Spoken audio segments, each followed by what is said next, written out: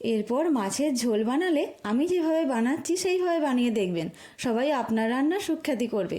চলুন বানাতে শুরু করি।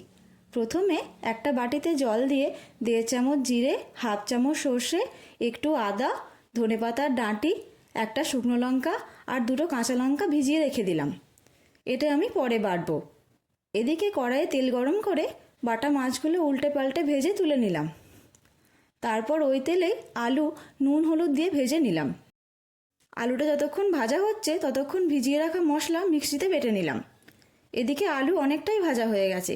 এবার আমি ওতে বেগুন দিয়ে দিলাম। এবার সব কিছু ভালো করে ভেজে তুলে নিলাম।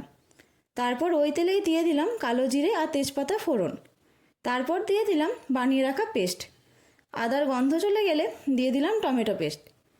এই সময় অল্প হলুদ গুঁড়ো, কাশ্মীরি লঙ্কার গুঁড়ো, নুন চিনিও দিয়ে দিলাম। আর কোনো মশলা এতে দেবো না, এতেই স্বাদ খুব ভালো হয়। এবার সব কিছু ভালো করে কষিয়ে দিয়ে দিলাম ভেজে রাখা আলু আর বেগুন। সবজির সঙ্গে একটু কষিয়ে জল দিয়ে কিছুক্ষণের জন্য ঢেকে দিলাম।